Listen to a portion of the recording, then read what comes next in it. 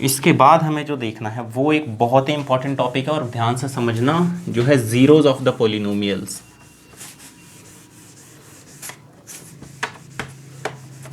ये बहुत important topic है, ठीक है, इसे ध्यान से सुनना है। It is a very important topic. Zero या फिर ज़ीरोज़ ऑफ द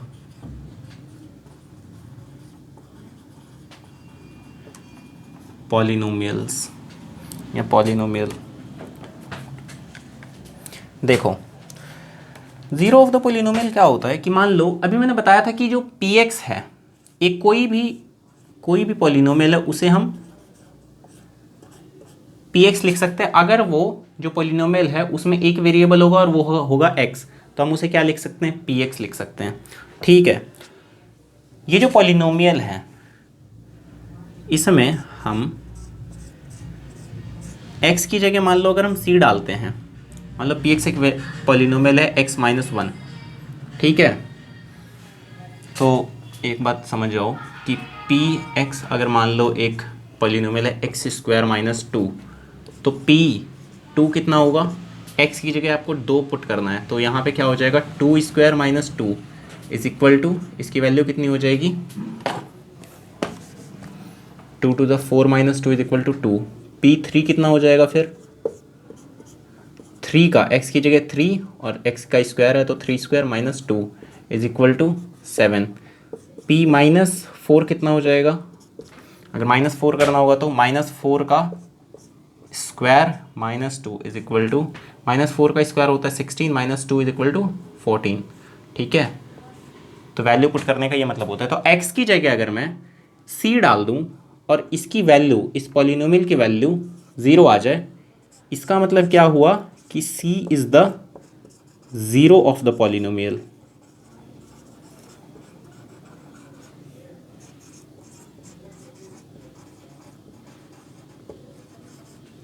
ठीक है, तो इसका मतलब क्या है कि एक पॉलिनोमियल है, ठीक है, उसमें x की जगह कुछ ऐसा डालो कि उस पॉलिनोमियल की वैल्यू ज़ीरो बन जाए। तो इसका मतलब क्या हुआ कि जो वैल्यू आपने डाला x की जगह, उसी को हम ज़ीरो ऑफ द पॉलिनोमियल बोलते हैं। कि हमने P X is equal to मान लो ये है x माइनस वन, तो पी सी हमने कुछ ऐसी वैल्यू डाली जिससे कि उस पॉलिनोमियल की वैल्यू ज़ीरो बन जाए, तो जो c है वही ज़ीरो ऑफ द पॉलिनोमियल है। तो हम ऑब्टेन कैसे करेंगे, हम कैसे निकालेंगे, कोई पॉलिनोमियल दिया है उसका ज़ीरो निकालने को बोला है, तो हम कैसे निकालेंगे, हाउ टू ऑब्टेन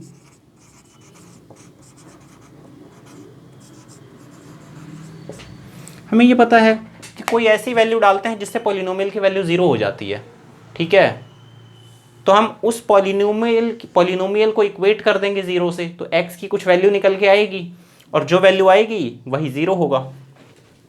इक्वेट मतलब equating the polynomial to zero. जैसे कि यहाँ पर एग्जाम्पल, यहाँ पर क्या है, P X is equal to X minus one, तो हम क्या करेंगे, X minus one is equal to हम ज़ीरो के इक्वेट कर देते हैं, तो एक्स की वैल्यू कितनी आती है, ये माइनस वन उधर जाके प्लस वन होगा, is equal to one. This implies कि वन जो है इज़ द ज़ीरो, यही ज़ीरो है, ठीक है। क्योंकि अगर यहाँ पर हम वन डाल देते हैं, ध्यान से देखो, p यहाँ पर हम वन डाल देते हैं तो इज इक्वल टू क्या आएगा, वन की जगह मतलब x की जगह वन पुट करेंगे, minus one is equal to zero, तो वन जो है एक ज़ीरो है, ठीक है। ध्यान से समझ जाओ, नहीं तो ज़ीरो एक बहुत इंपॉर्टेंट टॉपिक है कि पॉलिनोमियल्स के ज़ीरो कैसे निकाले जाते हैं, पॉलिनोमियल का ज़ीरो होता क्या है। हमने अभी देखा था कि P X is equal to एक पॉलिनोमियल है एक्स माइनस वन, ठीक है। अगर हम पी वन पुट करते हैं तो क्या आ जाता है, ज़ीरो आ जाता है। दिस इम्प्लाइज कि जो वन है is a zero of polynomial, ठीक है, one is a zero of the polynomial. अब एक पॉलिनोमियल इक्वेशन पढ़ते हैं हम,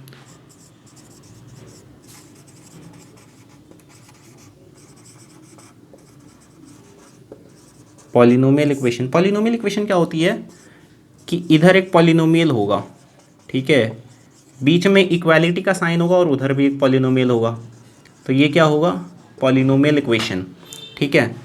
तो अगर P X is equal to X minus one, ये एक पॉलिनोमियल है, x minus one is a polynomial, तो इसी पी एक्स को that is x minus one, इसको हम जीरो से इक्वेट करें, जीरो भी एक पॉलिनोमियल होता है, मैंने बताया था जीरो पॉलिनोमियल जीरो, अगर हम इससे इक्वेट करें, ये क्या है, एक पॉलिनोमियल इक्वेशन है, ठीक है, ये x minus one is equal to zero polynomial equation है। इसका मतलब अगर हम P X is equal to zero put करें तो फिर जो जीरोज हैं, जो जीरोज वी फाउंड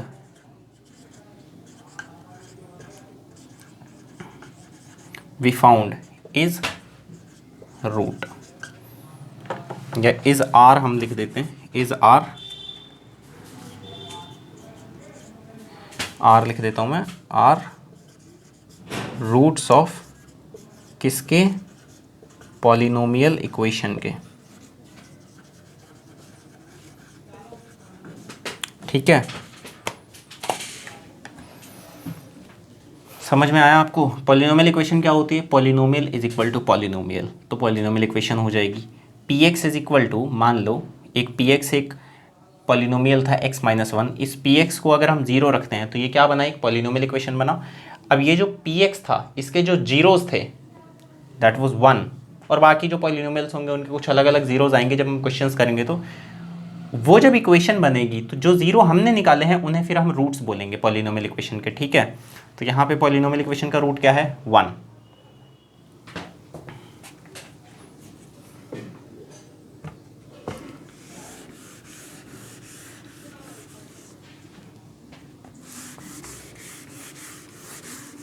एक बार और मैं डिस्कस करूं या फिर समझ गए आप लोग? चलो एक और डिस्कस कर लेते हैं।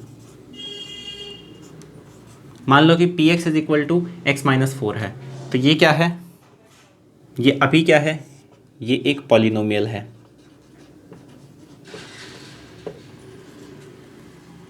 अगर आपको समझ में आ गया तो स्किप कर दो, ठीक है। P X is equal to zero, अगर हम ये पुट करें इसका मतलब क्या हुआ, दिस इम्प्लाइज कि हम क्या कह रहे हैं, X square minus four is equal to zero, ठीक है। तो इसके हम रूट्स निकालते हैं, इसके हम रूट्स कैसे निकालेंगे, इस पॉलिनोमियल के रूट्स कैसे निकालें। अब ये क्या चीज़ है, इसके रूट्स हम कैसे निकालेंगे, मैंने बताया था कि पॉलिनोमियल को ज़ीरो से इक्वेट कर दो, तो जो रूट्स निकले, तो जो एक्स की वैल्यू आएगी वही क्या होगा, ज़ीरोज़ होंगे, रूट्स नहीं ज़ीरोज़, ठीक है, ज़ीरोज़ होंगे। तो X square is equal to four, तो X is equal to under root four, और अंडर रूट फोर जो होता है वो X is equal to minus two भी होता है और X is equal to two भी होता है, क्योंकि दो का स्क्वायर करते हैं तो भी चार आता है, माइनस दो का स्क्वायर करते हैं तो भी चार आता है। तो इसका मतलब X is equal to minus two, X is equal to two, तो minus two and two are zeros of polynomial कौन सा, एक्स स्क्वायर माइनस फोर, इसके जो जीरोज हैं वो क्या है, माइनस टू एंड टू, और ये जो है P X is equal to zero जब हमने पुट किया तो एक्स स्क्वायर माइनस फोर, ये क्या है, now this is a polynomial equation.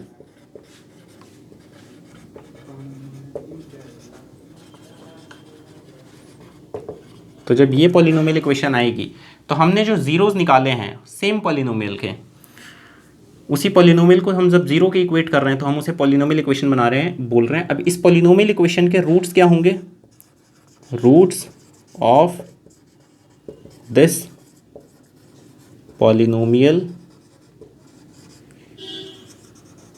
Equation are कौन से, वही जीरोज जो हमने पता किए हैं, that is minus two and two, ठीक है। यू गॉट द पॉइंट, बहुत इजी था, तो मतलब ठीक था, इजी भी नहीं था और इतना मुश्किल भी नहीं था। अगर नहीं समझ में आया हो तो एक बार फिर से वीडियो देखना, समझ में आ जाएगा।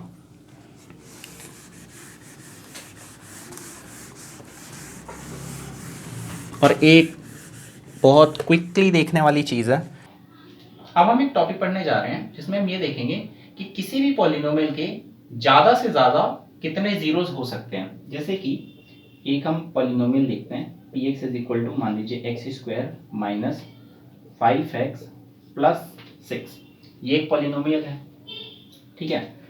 इसमें देखते हैं कि एक इसका पॉलिनोमियल है या नहीं, दो है या नहीं, तीन है या नहीं, ऐसे देखते हैं, ठीक है।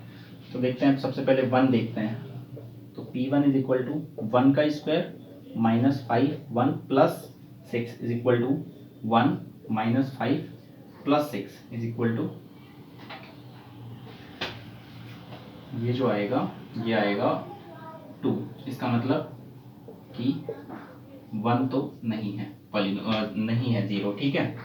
p2 देखते हैं, 2 का square minus 5 into 2 plus 6 is equal to, 2 का स्क्वायर होता है 4 माइनस 5 2 जा 10 प्लस 6 इज इक्वल टू 0। इसका मतलब क्या हुआ कि 2 जो है वो एक 0 है। p3 इज इक्वल टू 3 का square minus 5 into 3 plus 6 is equal to, 3 का स्क्वायर होता है 9 माइनस 5 3 जा 15 प्लस 6, ये भी 0 होता है। इसका मतलब क्या हुआ कि 3 भी एक 0 है। इसका मतलब हम क्या देख रहे हैं कि जरूरी नहीं है कि एक पॉलिनोमियल का एक ही 0 हो, दो भी हो सकते हैं। जैसे इसके ये दो भी पॉलिनोमियल है, तीन भी पॉलिनोमियल है, उसी तरह से और भी पॉलिनोमियल नहीं, जीरोस, ठीक है। जैसे एक पॉलिनोमियल के जरूरी नहीं कि एक या दो ही 0 हो या तीन ही 0 हो, कई जीरोस हो सकते हैं। जैसे हमने देखा कि दो भी एक 0 है, तीन भी एक 0 है इस पॉलिनोमियल का, ठीक है। तो अब हम देखते हैं, तो maximum number of zeros, maximum number of जो जीरोस होते हैं ना, वो बराबर होता है डिग्री ऑफ द पॉलिनोमियल के, डिग्री ऑफ द पॉलिनोमियल। मतलब कि अगर कोई पॉलिनोमियल है उसका डिग्री 1 है, डिग्री का मतलब हाईएस्ट पार्ट, तो अगर हाईएस्ट पार्ट 1 है तो इसका मतलब उसके जीरोस कितने होंगे, मैक्सिमम कितने जीरोस हो सकते हैं, एक ही 0 हो सकता है। अगर डिग्री 2 है तो दो जीरोस हो सकते हैं, डिग्री 3 होगा तो 3 होंगे, इस तरह से, ठीक है। तो इसका मतलब क्या हुआ कि जो लीनियर पॉलिनोमियल्स होते हैं, जो लीनियर पॉलिनोमियल्स होते हैं, हमें पता है कि उसकी डिग्री 1 होती है, तो इसकी कितने जीरोस होंगे, मैक्सिमम नंबर ऑफ जीरोस होंगे इसके 1 0। अगर क्वाड्रेटिक पॉलिनोमियल हो गया, जैसे कि अभी हमने देखा था वो x square minus 5x plus 6 वाला, ये कौन सा पॉलिनोमियल था, ये क्वाड्रेटिक पॉलिनोमियल था। तो क्वाड्रेटिक पॉलिनोमियल हुआ तो उसके दो जीरोस होंगे। अगर क्यूबिक पॉलिनोमियल होता है तो फिर कितने जीरोस होंगे, 3 जीरोस, ठीक है, 3 जीरोस होंगे। एक बात और ध्यान रखना कि हमने ना दो तरह के पॉलिनोमियल्स और पढ़े थे, वो कौन से पॉलिनोमियल्स थे, एक था नॉन जीरो कांस्टेंट पॉलिनोमियल, एक था जीरो पॉलिनोमियल। तो जो नॉन जीरो कांस्टेंट पॉलिनोमियल्स होते हैं, नॉन जीरो कांस्टेंट पॉलिनोमियल्स, इनके कितने जीरोस होते हैं, नो जीरो, इनका कोई भी जीरो नहीं होता। कांस्टेंट पॉलिनोमियल्स कौन से होते हैं, जैसे 3 4 5, इनके क्या जीरोस होंगे, इनको अगर मैं जीरो के इक्वेट भी करूंगा तो इनके जीरोस नहीं हो पाएंगे, ठीक है, तो इनके नो जीरोस। दूसरे होते हैं, एक था जीरो पॉलिनोमियल, तो जीरो पॉलिनोमियल के लिए क्या होते हैं, इनके बहुत सारे पॉलिनोमियल्स होते हैं। इनफैक्ट सारे के सारे जो रियल नंबर्स हैं वो जीरो पॉलिनोमियल के जीरोस होते हैं। क्या मतलब हुआ कि every real number is a zero, ठीक है, किसका, जीरो पॉलिनोमियल का। ये दो बातें ध्यान रखना थोड़ा सा, जीरो पॉलिनोमियल का स्पेशली ध्यान रखना कि सारे जो रियल नंबर्स होते हैं वो जीरो होते हैं जीरो पॉलिनोमियल के। अब हम एक बहुत ही इंपॉर्टेंट टॉपिक पढ़ेंगे, one of the most important topics of this chapter, that is factorization of polynomials. ये बहुत इंपॉर्टेंट टॉपिक है।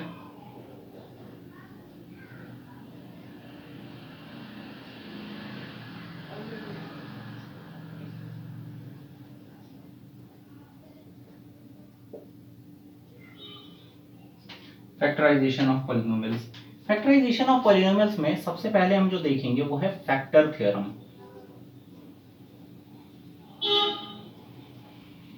फैक्टर थ्योरम जो है वो क्या कहता है, वो ये कहता है कि मान लीजिए कोई पॉलिनोमियल है x माइनस ए, ठीक है, एक दूसरा पॉलिनोमियल है px। तो अगर ये जो x माइनस ए है ये उस पॉलिनोमियल px का फैक्टर होगा, तो जो p a की वैल्यू होगी, px का फैक्टर होगा तो p a की वैल्यू कितनी होगी, 0 होगी। इसका मतलब क्या हुआ कि x माइनस ए ये जो है, if x minus A is a factor of polynomial px, then pa is equal to 0।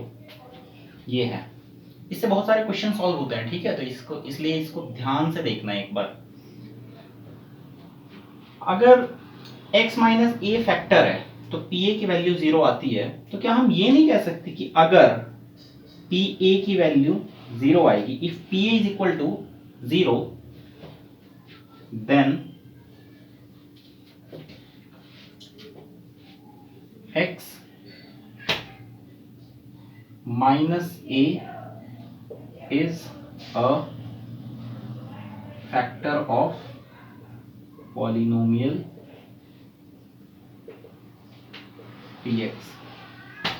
अच्छा एक बात और बताओ कि ये जो x माइनस ए है ये पॉलिनोमियल है, इसका 0 कितना है, 0 of this polynomial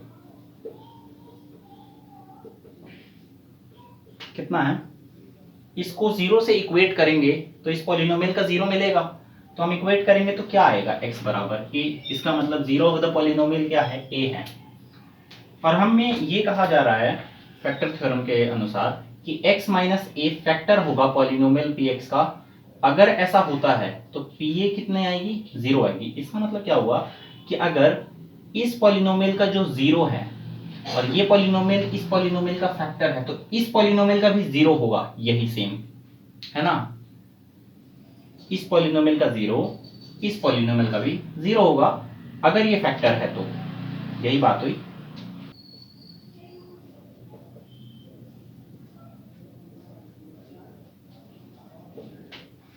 If x minus a is a factor of px, then क्या होगा, इस पॉलिनोमियल का जो 0 होगा वो इसका भी 0 होगा, then 0 of x minus a will also be 0 of px। px का भी 0 होगा। यही तो है इसका मतलब कि x माइनस ए है वो फैक्टर है तो pa बराबर 0 आता है। तो हम क्या कह रहे हैं कि px ये जो x माइनस ए है इसका 0 क्या होगा, 0 ऑफ दिस पॉलिनोमियल वो होगा a। और a की वैल्यू अगर हम यहाँ x की जगह a की वैल्यू डालते हैं तो pa बराबर 0 आता है। इसका क्या मतलब हुआ कि ये जो x की जगह हमने a डाला तो ये जो a है वो इस पॉलिनोमियल का 0 है, ठीक है।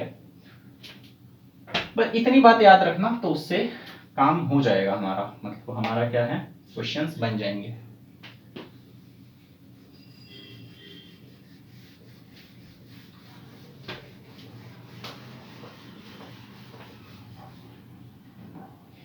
अब एक आता है कि how to factorize the polynomials.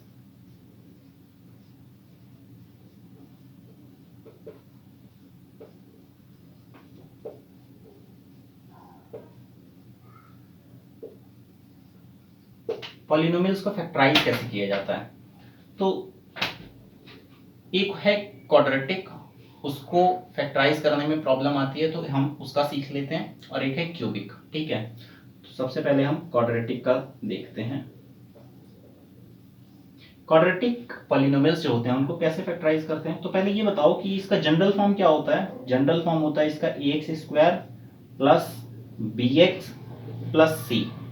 ठीक है, तो हम देख रहे हैं कि यहाँ पे क्या है, ax square plus bx plus c है। तो ये जो b है इसको हमें दो नंबर्स में स्प्लिट करना है। इसे हम मिडल टर्म स्प्लिटिंग मेथड भी बोलते हैं, मिडल टर्म स्प्लिटिंग मेथड। तो मिडल टर्म क्या है, b है। तो b को हमें कुछ इस तरह से स्प्लिट करना है कि इसके जो दो नंबर्स बनेंगे यहाँ पर, इन दोनों का जो मल्टीप्लिकेशन हो वो बराबर हो ac के। ठीक है, बस इतना ही था और कुछ नहीं है। जैसे कि फॉर एग्जाम्पल के तौर पे हम, जैसे मान लो एक पॉलिनोमियल है X square minus 7x plus 10, ये है पॉलिनोमियल। ठीक है, दिस इज द पॉलिनोमियल। तो यहाँ पर a कितना है, a है 1, यहाँ पर a 1 है, b कितना है -7 और c कितना है 10। तो हमें -7 को तोड़ना है दो नंबर्स में, और इसका जो मल्टीप्लाई, इन दोनों को हम जो मल्टीप्लाई करेंगे वो बराबर कितना आना चाहिए, 1 इंटू 10, मतलब कि 10 के।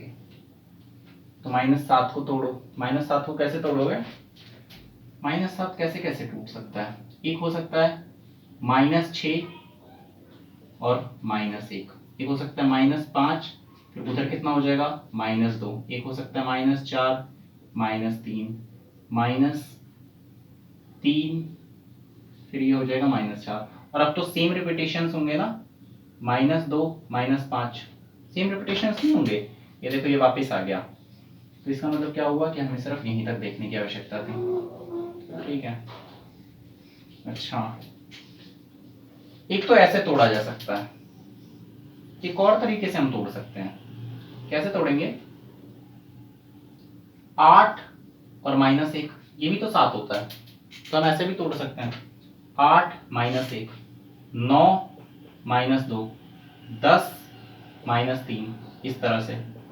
ठीक है, एक ऐसे भी तोड़ा जा सकता है। और कोई तरीका है तोड़ने का,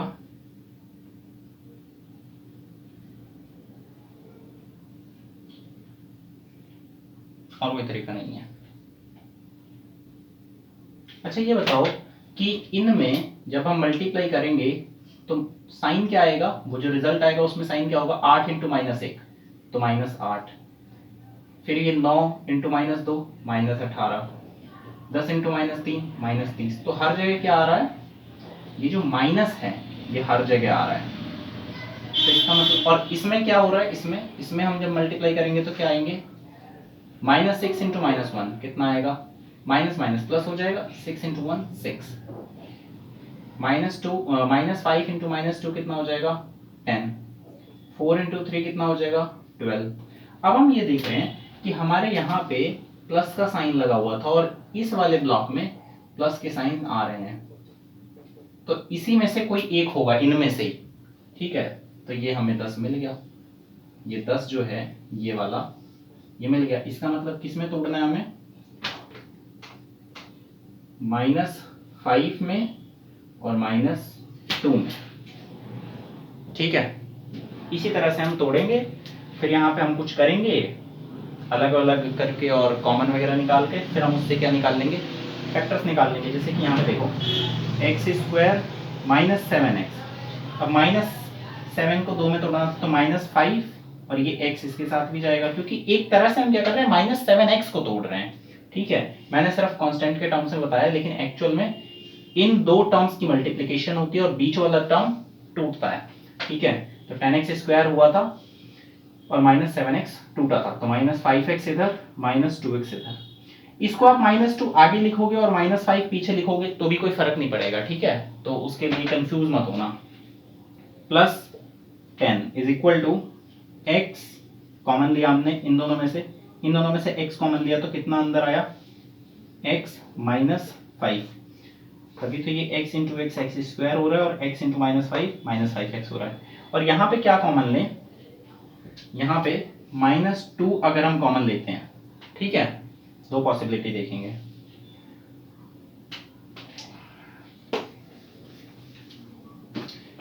-2 कॉमन लेते हैं तो क्या होगा, अंदर क्या बचेगा x, क्योंकि -2 इंटू एक्स, तभी तो ये थर्ड टर्म आई थी -2x, और अगर +10 में से -2 कॉमन लिया है तो अंदर क्या बचेगा -5, तभी ये -2 इंटू -5 इज +10, ठीक है। तो हम देख रहे हैं कि ये दोनों सेम आ गए हैं, ये वाले और ये वाले, और ये दोनों सेम आ जाए तो इसका मतलब आप सही कर रहे हो, ठीक है। दूसरे तरीके से हम क्या कर सकते थे कि कोई क्या करेगा ना कि वो 2 भी तो कॉमन ले सकता है, जैसे कि यहां पे हम क्या कर रहे हैं, एक तो हमने इस तरीके से किया इसको, दूसरा क्या कर सकते हैं x -5 और किसी ने मान लो +2 कॉमन ले लिया, ठीक है। तो +2 अगर हम कॉमन लेंगे तो प्रॉब्लम क्या होगी, अगर हमने +2 लिया तो अंदर क्या होगा -x, तभी ये +2 इस -x के साथ मल्टीप्लाई होगा तो -2x बनाएगा, और फिर यहां पे क्या हो जाएगा +5, तभी ये +2 इस +5 के साथ मल्टीप्लाई होगा तो 10x बनाएगा, 10 बनाएगा। तो अब जो है यहाँ पे ये दोनों एक जगह x -5 एक जगह -x+5, अब ये मैच नहीं कर रहे हैं, इसका मतलब जो तुमने ये वाला तरीके से किया ये क्या है, ये गलत है, ये वाला जो तरीका है ये सही है, तो ये होगा। अब हम क्या करेंगे, x -5, ये दो टर्म्स हो गई, एक ये टर्म, अब हम x -5 को ही कॉमन ले लेंगे, तो x -5 को हम कॉमन लेंगे तो एक क्या बचेगा x और यहाँ से बचेगा -2, तो x -2, यही दो फैक्टर्स हो गए, ठीक है। एक हो गया फैक्टर x -5, एक हो गया x -2, और मैंने क्या बताया कि अगर ये फैक्टर होंगे, अगर x -5 एक फैक्टर है तो इस पॉलिनोमियल का जो जीरो होगा वो इसका भी जीरो होगा, और करके देखना होगा ही, ठीक है। तो हमने ये देख लिया, अब हम देखते हैं क्यूबिक वाला।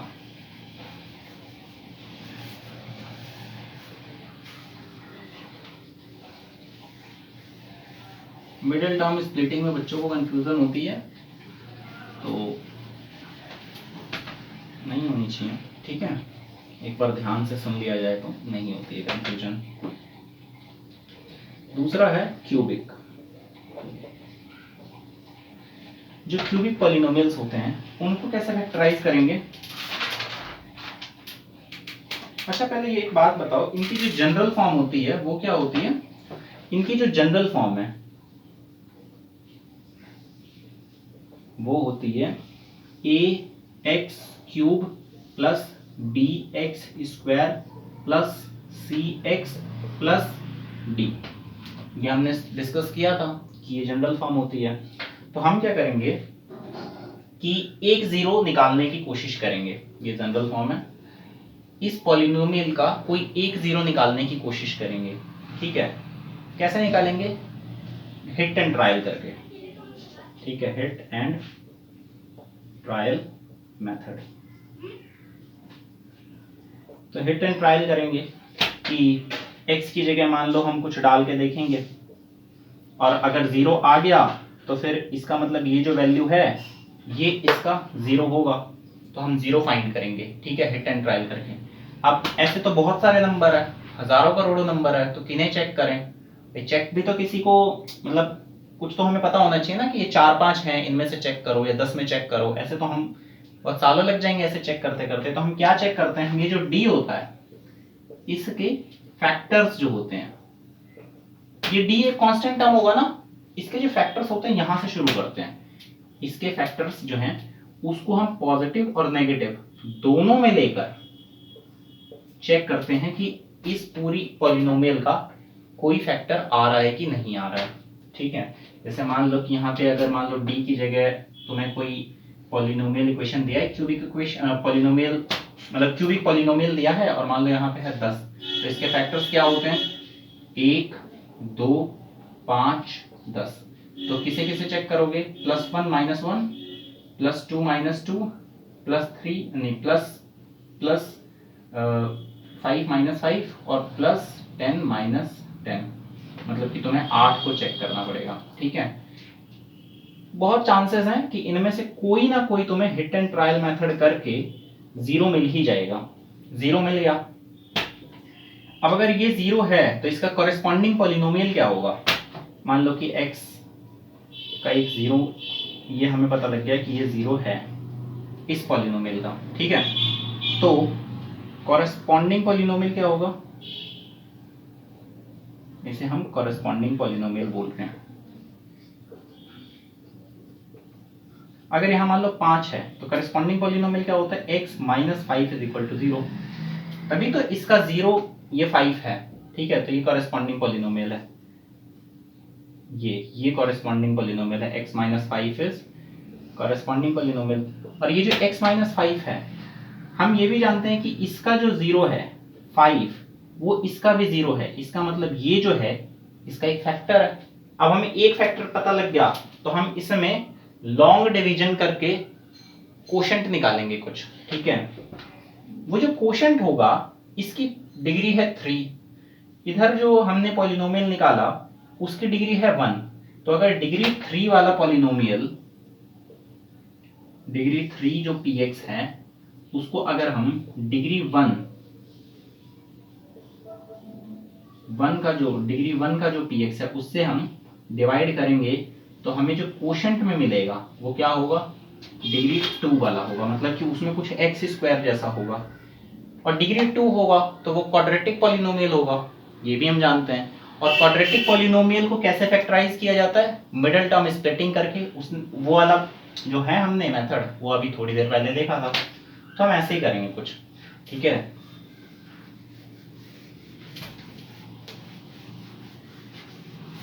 एक बार मैं और थोड़ा सा रिवाइज करता हूं। जनरल फॉर्म इसका जो था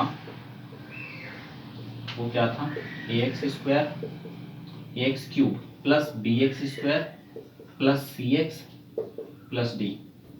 इसमें क्या है कि ये जो क्यूबिक पॉलिनोमियल है इसका फैक्टराइजेशन करना है, तो सबसे पहले हम क्या करेंगे, d जो है कांस्टेंट टर्म जो है उसके कुछ फैक्टर्स होंगे, उन सभी फैक्टर्स को प्लस और माइनस दोनों में लेकर हिट एंड ट्रायल मेथड से चेक करेंगे कि उनमें से कोई इस पॉलिनोमियल का 0 है या नहीं है। वो कैसे चेक करेंगे, x की जगह वो सारा डाल डाल के देखेंगे बार बार। अगर बराबर 0 आ जाता है तो इसका मतलब वो जो होगा, वो जो मतलब जो भी तुमने निकाला होगा वो इसका एक 0 है। अगर इसका 0 है तो इसका मतलब उसका जो कॉरेस्पॉन्डिंग पॉलिनोमियल होगा वो इसका फैक्टर होगा। जैसे कि a है, मान लो a नहीं, मान लो l तुमने निकाला, d का फैक्टर है एक l, मान लो -l। ये जो -l है ये इसका एक 0 है। तुमने चेक करके देखा हिट एंड ट्रायल मेथड करके और -l एक 0 निकला। तो -l अगर 0 है तो x प्लस l इसका कॉरेस्पॉन्डिंग पॉलिनोमियल हो सकता है। ठीक है, उसको हम एक तरह से कॉरेस्पॉन्डिंग पॉलिनोमियल कह रहे हैं। ये कॉरेस्पॉन्डिंग पॉलिनोमियल हुआ, कॉरेस्पॉन्डिंग पॉलिनोमियल ये x प्लस l हुआ, वो पॉलिनोमियल इक्वेशन हुआ, कॉरेस्पॉन्डिंग पॉलिनोमियल इक्वेशन। मतलब क्या है कि x plus l corresponding polynomial हुआ।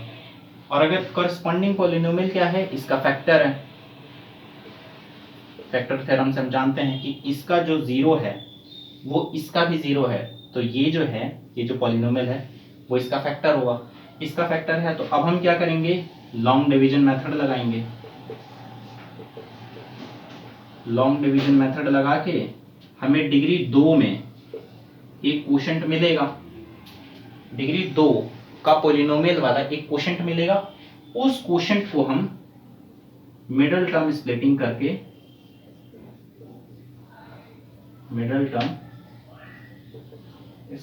करके उसके 2 फैक्टर्स और निकाल लेंगे। ठीक है, 2 फैक्टर्स और निकालेंगे। अब एक ये है 2 फैक्टर यहां से मिले, एक फैक्टर यहां से मिला, 3 फैक्टर्स मिल गए। क्यूबिक इक्वेशन में 3 ही जीरोस होंगे, हमें पता ही है, तो हमें 3 ही फैक्टर निकालने थे, वो हमने निकाल लिए। ठीक है, सिंपल। एक यहाँ पे बस ये देख लो कि लॉन्ग डिवीजन मेथड में करते कैसे हैं। ठीक है, जो लॉन्ग डिवीजन है पॉलिनोमियल्स का, वो किया कैसे जाता है, तो वो थोड़ा सा हमें देख लेना चाहिए एक बार, क्योंकि हमें यहाँ पे बार बार जरूरत पड़ेगी। तो हम ये देख लेते हैं कि लॉन्ग डिवीजन ऑफ पॉलिनोमियल्स कैसे किया जाता है। तो एक मैं एग्जांपल उठा लेता हूँ पहले तो।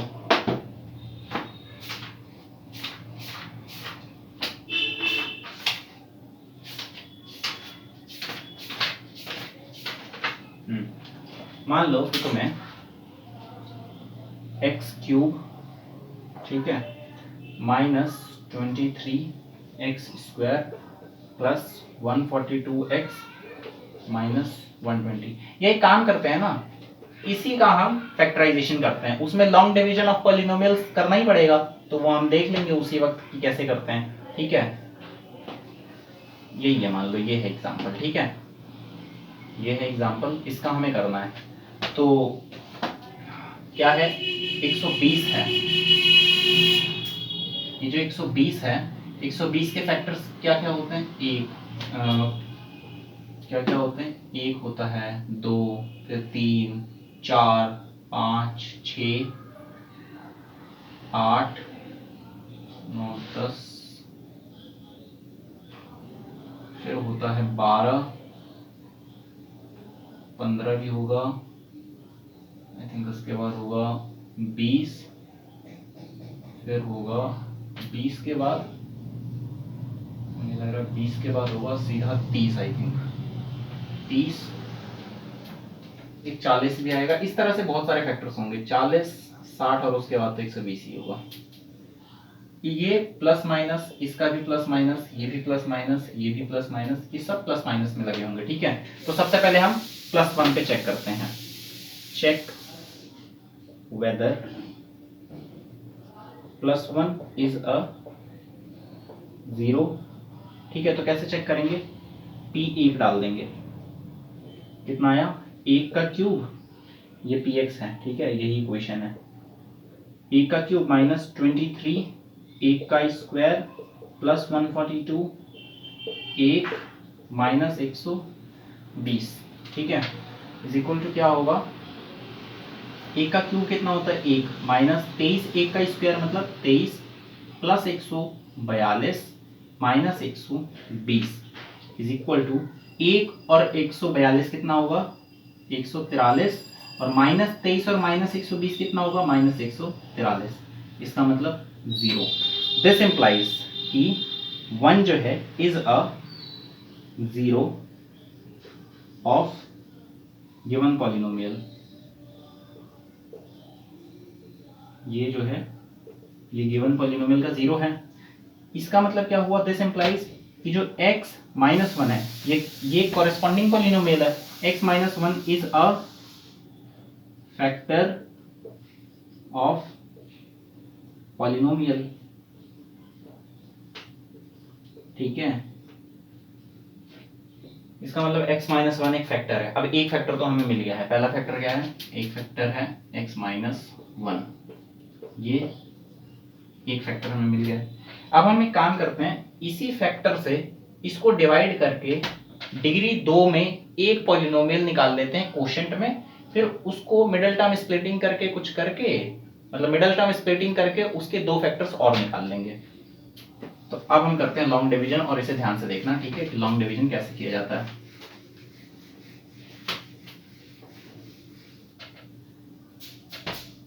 लॉन्ग डिवीजन क्या था, पॉलिनोमियल था x cube minus 23x² plus 142x minus 120, ऐसे ही लॉन्ग डिवीजन का निशान होता है, और इससे डिवाइड करना है x माइनस 1 इसी फैक्टर से।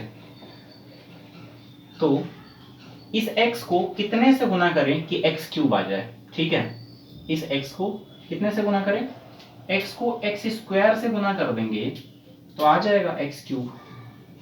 ये x इंटू एक्स स्क्वायर क्या होता है, x into X square is equal to X cube, तो आ गया x क्यूब। अच्छा, अब अगर तुमने यहाँ पे एक्स स्क्वायर लिखा तो ये वाला जो -1 है ये पूरा इससे मल्टीप्लाई होगा ना, तो x का तो तुमने कर लिया, अब -1 का भी तो करोगे, तो -1 इंटू एक्स स्क्वायर कितना होगा, -x स्क्वायर। अभी जो x स्क्वायर है ये कौन सा, ये जो टर्म है ये इनमें से कौन से टर्म से ऐड या सब्ट्रैक्ट कर सकते हैं जिसके साथ ये लाइक होगा, तो ये लाइक किसके साथ है, इस एक्स स्क्वायर के साथ, मतलब कि जिसको लाइक करेगा ये एक्स स्क्वायर टर्म इसके साथ है, मतलब इसको लाइक कर रहा है तो उसके साथ ही लिख देते हैं हम, जो जिसे लाइक कर रहा है ना, तो -x स्क्वायर इसके साथ हमने लिखा। अब क्या करेंगे, हम साइन बदल देंगे, जैसे हम वहां पे साइन बदलते हैं, जैसे मान लो यहाँ होता है 4, बाहर हमें 2 लिखा होता है, तो हम 2 2 जा 4 करते हैं, तो फिर क्या होता है, ये प्लस का 4 होता है तो इसका हम साइन चेंज कर देते हैं। हम बोलते हैं कि माइनस करना है, लेकिन एक्चुअल में हम क्या कर रहे होते हैं, साइन को बदल रहे होते हैं, तो प्लस का 4 माइनस का 4 0। तो यहाँ पे भी वही काम करते हैं, एक्स क्यूब और ये, तो यहाँ पे प्लस का एक्स क्यूब है तो माइनस का एक्स क्यूब, यहाँ पे माइनस का एक्स स्क्वायर है तो प्लस का एक्स स्क्वायर, कितना हो गया ये जो प्लस का एक्स क्यूब है और ये माइनस का एक्स क्यूब है, ये तो खत्म, कट गया। -23x square plus x square कितना हो गया, -22x स्क्वायर, और फिर ये एज इट इज उतरेंगे जैसे वॉल अलोंग डिवीजन में उतरते हैं नॉर्मल वाला, ये पॉलिनोमियल्स का इसमें कुछ भी अलग नहीं है, ठीक है। Plus 142x -120, okay. अब क्या है, अब ये है, अब फिर से इस x को कुछ ऐसे टर्म्स से मल्टीप्लाई करते हैं कि इतना आ जाए, मतलब कि मान लो कि x को मैंने इससे मल्टीप्लाई किया तो -22x स्क्वायर आ गया, तो ये कैसे निकालेंगे, इसके साथ x मल्टीप्लाई हो रहा है तो उधर डिवाइड हो जाएगा, तो ये बराबर कितना होगा, -22x square divided by x is equal to -22x, ठीक है, सिंपल है ना। एक x इस एक स्क्वायर से तो कट ही जाएगा, तो -22x बचेगा, तो इसका मतलब क्या हुआ कि -22x। अब यहाँ पे हम क्या लिखेंगे, -22x, ठीक है। फिर इस -1 को भी उससे मल्टीप्लाई करना पड़ेगा, तो -1 इंटू -22x कितना होता है, minus into minus plus 22x, और ये किसे लाइक कर रहा है, इस x वाला को, ये भी x वाला है, ये भी x वाला है, तो यहाँ पे आप समझ रहे हो ना भावना कि लाइक टर्म कौन सा है, ठीक है, उसके साथ जाएगा वो, तो 22x कहाँ जाएगा, यहाँ पर, भावनाएं समझो, ठीक है। ये कितना होगा, माइनस वाला हो जाएगा प्लस, और ये प्लस वाला कितना हो जाएगा, माइनस, मतलब कि साइन चेंज हो जाएगा। अच्छा, -22x स्क्वायर और +22x स्क्वायर ये भी कट गया, प्लस 142x -22x कितना हो जाएगा, 142 में से 22 घटाएंगे तो 120x, और ये कितना है, -120। अब फिर से वही काम करना है, x को कितने से मल्टीप्लाई करें कि 120x आ जाए, तो इसे हम 120 से ही मल्टीप्लाई कर देते हैं, तभी तो इस x को 120 से मल्टीप्लाई करेंगे तो 120x आएगा, आ गया। -1 को भी अब इस -1 को इस 120 से मल्टीप्लाई करना है, तो -120 कितना हो गया, यहाँ भी साइन चेंज होंगे, प्लस वाला बनेगा माइनस, ये माइनस वाला बनेगा प्लस, 120x और -120x खत्म, और -120 और +120 ये भी खत्म, 0, और रिमाइंडर आना भी चाहिए था 0, क्यों, क्योंकि ये फैक्टर है, और हम जानते हैं कि अगर फैक्टर हो डिवीजर तो जो रिमाइंडर आएगा वो 0 आएगा, तो 0 रिमाइंडर आ गया, लेकिन हमें किसकी जरूरत थी, इस चीज की जरूरत थी हमें, ये है कोशेंट, ये कोशेंट, यही हमें चाहिए था, एक फैक्टर हम निकाल चुके हैं।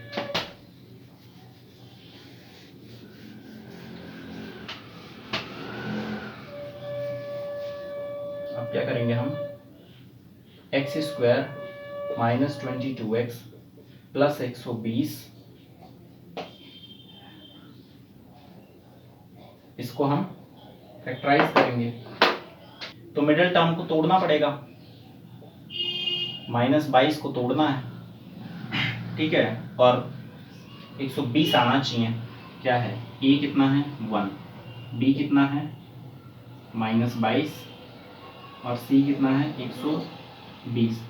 इसको तोड़ना है, कुछ ऐसे तोड़ना है कि इन दोनों का जो मल्टीप्लाई होगा वो कितना आएगा 1 × 120, इसका मतलब 120 आएगा, 120 आना चाहिए।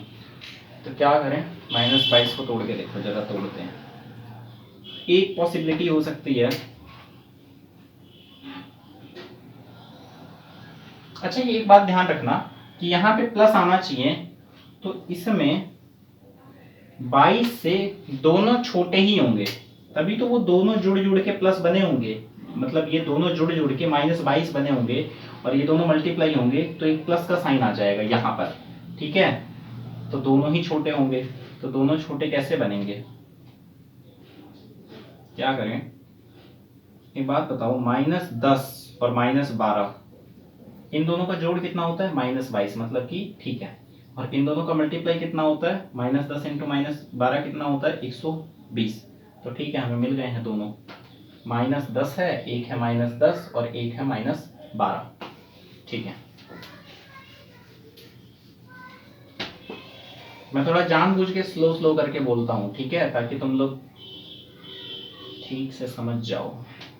x² -10x -12x + 120, ठीक है।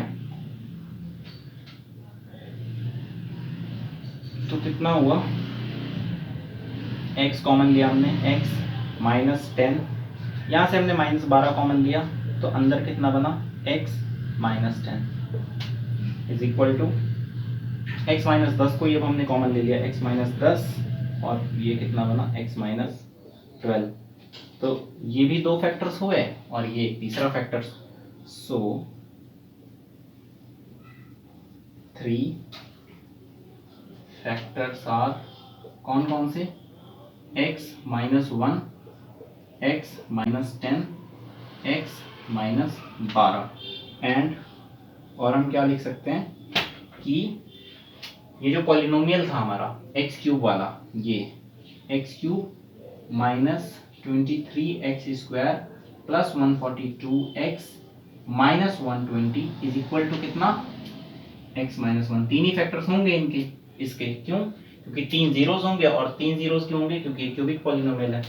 तो x -1, x -10, x -12, इन्हीं तीनों फैक्टर्स को हम मल्टीप्लाई कर देंगे तो ये सेम इक्वेशन आएगी, ठीक है। समझ गए कि नहीं समझ गए आप लोग, ठीक है। अब जो हमें टॉपिक पढ़ना है वो है अलजेब्रिक आइडेंटिटीज। हमने 8th क्लास में भी कुछ आइडेंटिटीज, कुछ अलजेब्रिक आइडेंटिटीज पढ़ी थी। आइडेंटिटीज क्या होते हैं, जिनका हम हर मतलब उसमें जितने भी वेरिएबल्स होते हैं, हर वेरिएबल के लिए वो जो आइडेंटिटी है वो सेटिस्फाई होती है, और इन आइडेंटिटीज़ का हम यूज़ करते हैं अपने क्वेश्चंस को इजीली सॉल्व करने के लिए। तो जैसे हमने कुछ आइडेंटिटीज़ तो पढ़ी थी, जैसे कि a + b का whole square is equal to कितना होता है, a² + b² + 2ab। Second, a - b का होल स्क्वायर कितना होता है, a², इसका प्रूफ भी होता है, ग्राफिकल प्रूफ्स होते हैं इसके, + b² - 2ab। बहुत इंटरेस्टिंग है, जैसे इसका ही ग्राफिकल मैं बताता हूँ, बाकियों का नहीं बताऊँगा मैं भले ही, ठीक है। बाकियों का कभी किसी और वीडियो में हम देखेंगे कभी। इसका ग्राफिकल प्रूफ क्या है, जैसे ये है एक a, this is a and this is also a, ठीक है। उसके बाद ये जो है ये b है, और यहाँ से ये इतना b है। उसके बाद हम इसको हम क्लोज कर देते हैं। ये क्या है, एक स्क्वायर की तरह है, ठीक है।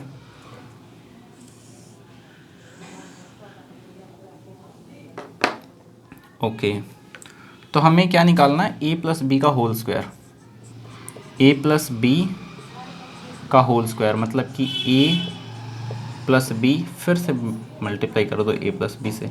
इसे हम ये लिख सकते हैं, इसका मतलब हमें इस स्क्वायर का एरिया निकालना है, ओवरऑल एरिया, है ना। ओवरऑल एरिया हम कैसे निकालेंगे,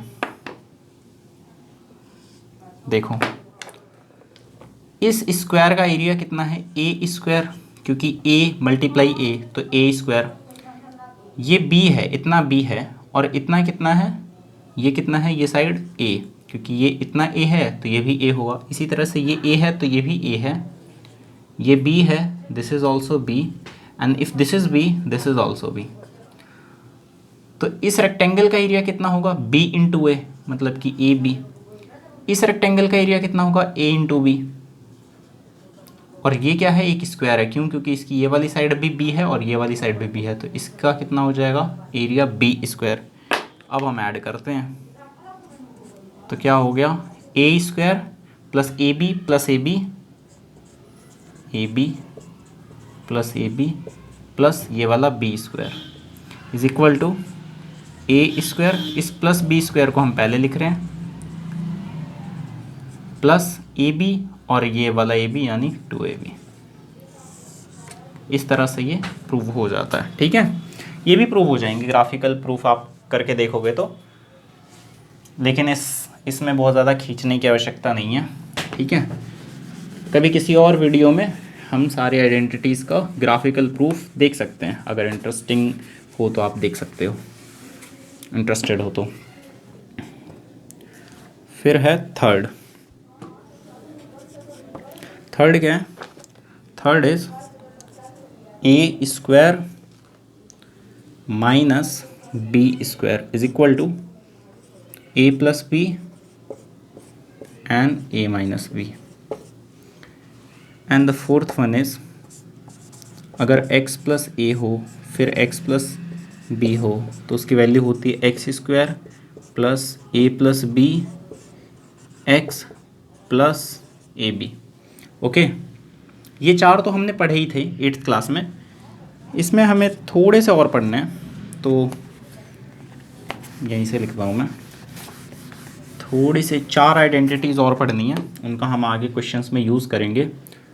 5th आइडेंटिटी जो है that is A plus B plus C का whole square is equal to A square plus B square plus C square plus 2ab plus 2bc plus 2ca, ठीक है। 6th is a plus B का whole cube is equal to NCERT जो book है उसमें XY के terms में लिखा है, बट मुझे ABC ज़्यादा बेटर लगता है, तो मैंने इसलिए ABC में यहाँ पर लिख दिया है, ठीक है। और ज़्यादातर लोगों को A और B में ही याद रखने में बेटर रहता है। a cube plus B cube plus 3ab a plus b। Now seventh is a minus B का whole cube is equal to a cube minus B cube minus 3ab a minus b।